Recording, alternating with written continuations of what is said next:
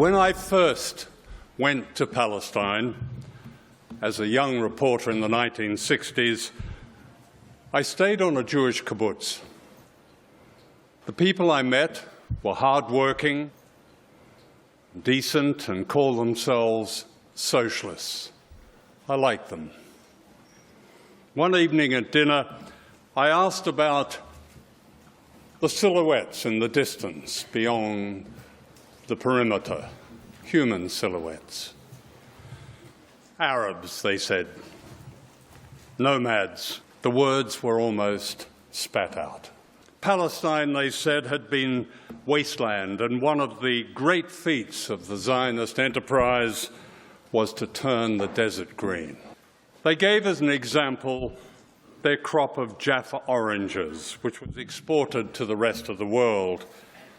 What a triumph against the odds of humanity's neglect of nature, they said. It was the first lie. Most of the orange groves and vineyards belonged to Palestinians, had been taken from Palestinians, who had been tilling the soil and exporting oranges and grapes to Europe since the 18th century.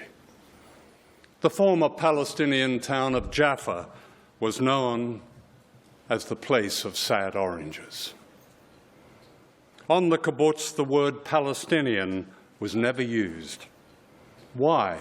I asked. The answer was a troubled silence. All over the world, the true sovereignty of indigenous people is feared by those who can never quite cover the fact and the crime that they live on stolen land. Denying people's humanity is the next step, as the Jewish people know only too well. Defiling people's dignity and culture and pride follows as logically as violence. In Ramallah, following an invasion of the West Bank by Ariel Sharon in 2002, I walked through streets of crushed cars and demolished houses to the Palestinian Cultural Center. Until that morning, Israeli soldiers had camped there. I was met by the centre's director, the acclaimed novelist Liana Badri, whose original manuscripts, lay scattered and torn across the floor. The hard drive containing her fiction and a library of plays and poetry had been taken by the Israeli soldiers. Almost everything was smashed and defiled.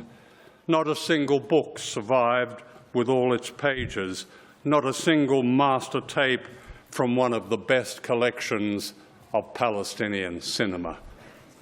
The soldiers had urinated and defecated on the floors, on desks, on embroideries, on works of art. They had smeared feces on children's paintings and written, "Born to kill." Liana Badri had tears in her eyes, but she was unbowed. She said, "We will make it right again." What enrages those who colonize and occupy, steal and oppress, vandalize and defile, is the victim's refusal to comply. And this is the tribute we should all pay the Palestinians.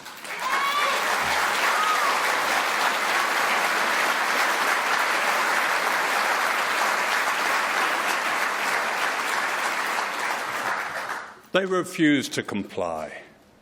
They go on. They wait until they can fight again. And they do so even when those governing them collaborate with their oppressors. And from this, we must all learn a critical lesson. In the midst of the 2014 Israeli bombardment of Gaza, the Palestinian journalist Mohammed Omar never stopped reporting. He and his family were stricken. He queued for food and water and carried it through the rubble. And when I phoned him, I could hear the bombs outside his door. He refused to comply. Mohammed's reports, illustrated by his graphic photographs, were a model of professional journalism that shamed the compliant and craven reporting of the so-called mainstream in Britain and the United States.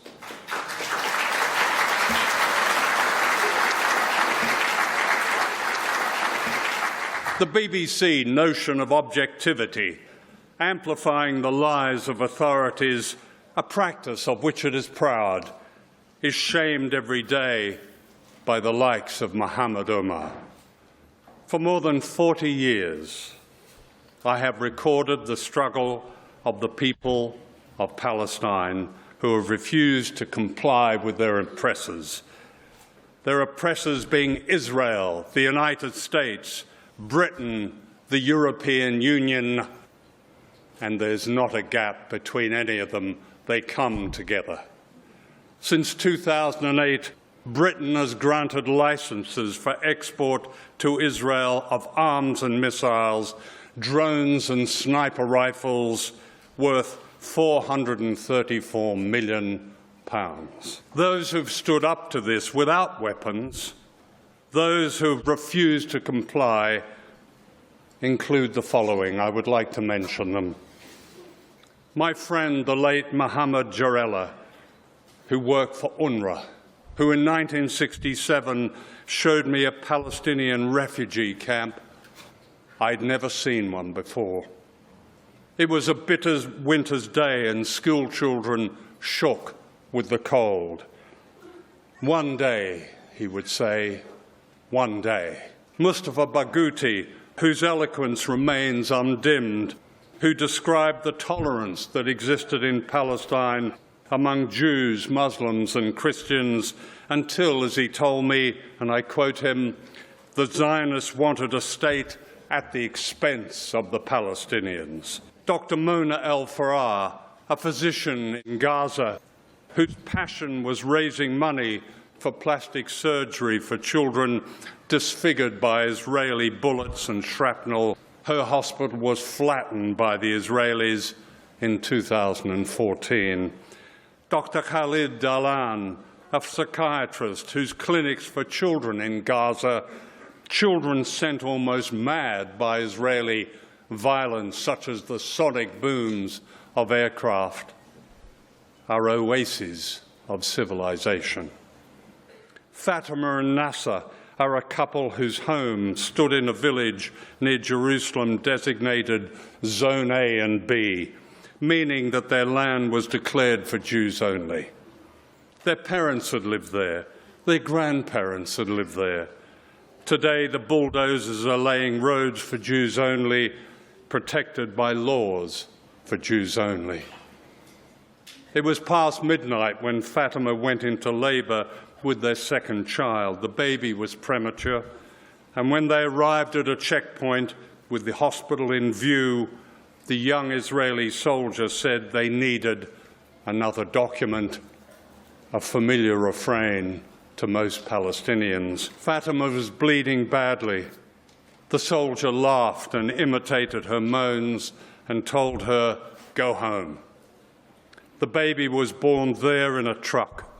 It was blue with cold and soon, without the hospital care it urgently needed, died from exposure. The baby's name was Sultan. For most of you here today, these will be familiar stories. The question is, why are they not familiar to those outside this hall?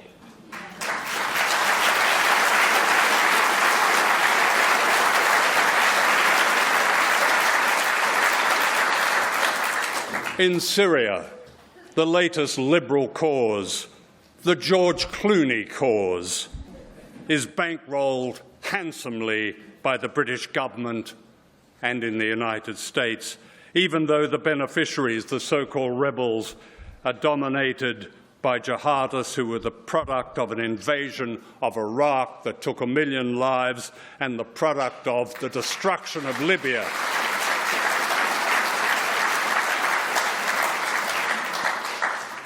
When the United Nations suddenly stirs and defines Israel as an apartheid state, there is outrage.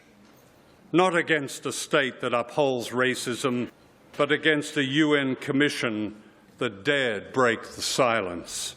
Palestine, said Nelson Mandela famously, is the greatest moral issue of our time. Why is this truth suppressed day after day, month after month, year after year? On Israel, the apartheid state, guilty of a crime against humanity and of more international law-breaking than any other, the silence persists among those who know and whose job is to keep the record straight. On Israel, mainstream journalism is intimidated and controlled by a groupthink that demands silence on Palestine, while honourable journalism has become almost a metaphoric underground. A single word, conflict, enables this silence. The Arab-Israeli conflict, in tone robotic reporting. When a veteran BBC reporter, a man who knows the truth, refers to, and I quote him, two narratives, the moral contortion is complete. There is no conflict, no two narratives with their implied equivalence. There is a military occupation enforced by a nuclear-armed power backed by the greatest military power on earth, and there is an epic injustice.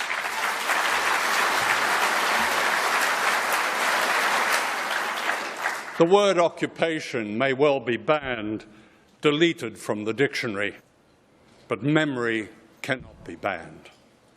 The memory of historical truth, of the systemic expulsion of the Palestinians from their homeland. Plan D, the Israelis called it in 1948. The Israeli historian Benny Morris describes how David Ben-Gurion, Israel's first prime minister, was asked by one of his generals, "What shall we do with the Arabs?" The prime minister, wrote Morris, made a dismissive, energetic gesture with his hand. "Expel them," he said.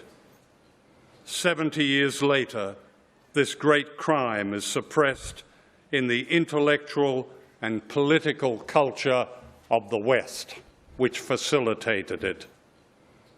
In 2011, I was struck by the ease with which one of Britain's most acclaimed novelists, Ian McEwan, a man bathed in the glow of bourgeois enlightenment, accepted the Jerusalem Prize for Literature in the apartheid state. Would McEwan have gone to Sun City in apartheid South Africa? They gave prizes too, all expenses paid. McEwan justified his action with weasel words about the independence of what he calls civil society. Propaganda of the kind McEwan delivered with its token slap on the wrist for his delighted hosts is a critical weapon for the oppressors of Palestine. Like sugar, it insinuates almost everything these days, and we must learn to recognize it and decode it. Understanding this propaganda is perhaps our most critical task. We are being forced into a second Cold War whose aim is to subdue and balkanize Russia and to intimidate China. An entirely manufactured reality wants us to believe we have enemies in the East when the true enemy is close to home. What Ian McEwan calls civil society has become a rich source of propaganda, much of it subtle. Take a term often used by the guardians of civil society, human rights. Like that other noble concept, democracy, human rights have all been emptied of their meaning and power. Like peace process and roadmap, human rights in Palestine have been hijacked by Western governments and the surrogate agencies they fund, the corporate NGOs that claim such moral authority. So when Israel is called upon by governments and NGOs to respect human rights in Palestine, nothing happens, because Israel knows there is nothing to fear. Mark the silence of the European Union, which accommodates Israel while refusing to maintain even its agreed commitments to the people of Gaza, such as keeping open the lifeline of the Rafah border, a measure that it agreed as part of the cessation of fighting in 2014. A seaport for Gaza, agreed by Brussels in 2014, has been abandoned. The maverick UN commission I referred to earlier, its full name is the UN Economic and Social Commission for Western Asia, described Israel, and I quote, as designed for the core purpose of racial discrimination. In 2017, this truth cannot be suppressed indefinitely. What the governments in London, Washington, and Tel Aviv cannot control is that the world is changing perhaps as never before, and changing fast. People everywhere are stirring, more awareness, more aware today, in my view, than ever. Some are already in open revolt. The atrocity of Grenfell Tower in London has brought people together in an extraordinary, angry, almost national resistance. Thanks to a people's campaign, the judiciary is today examining the evidence of a possible prosecution of Tony Blair for war crimes.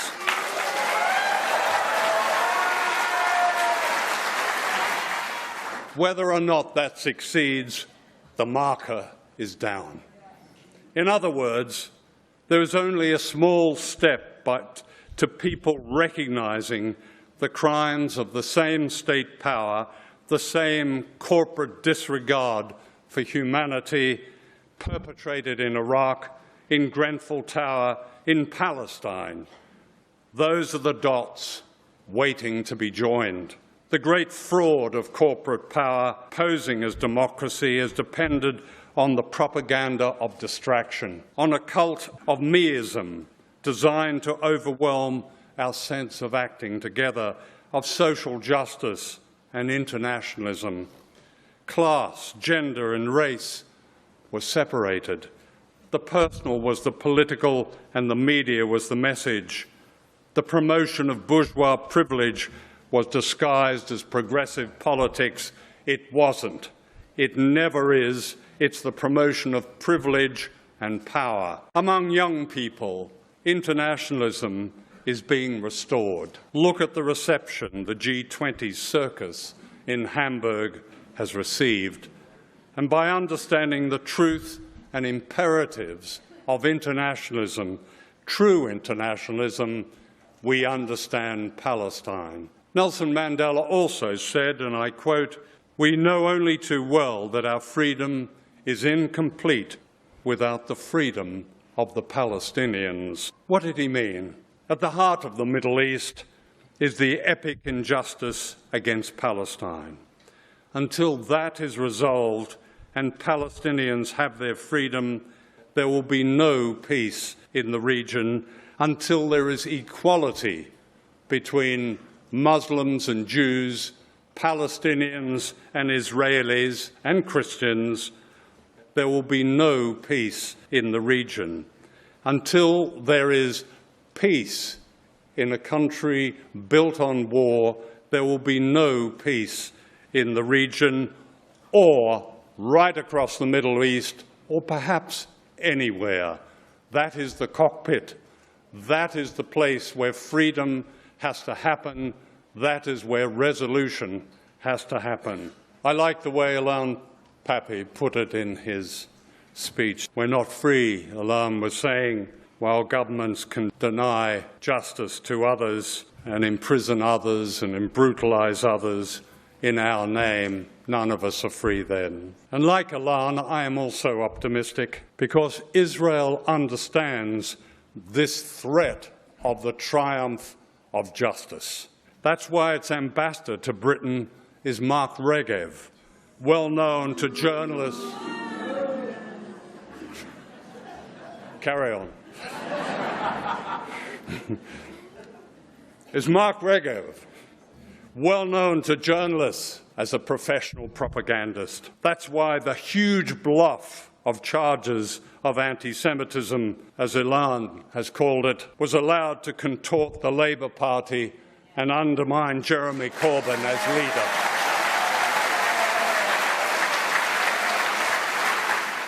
The point is, it didn't succeed. Events are moving quickly now. The remarkable BDS campaign is succeeding day after day. Cities and towns, trade unions and student bodies are endorsing it. Just the other day, Norway's biggest trade union endorsed it. That was typical. The British government's attempt to restrict local councils from enforcing a boycott and disinvestment of Israel has failed in the courts. So we should be optimistic, all of us, because these are not straws in the wind. When the Palestinians rise again, as they will, they may not succeed at first, but they will eventually, if we understand that they are us and we are them. Thank you.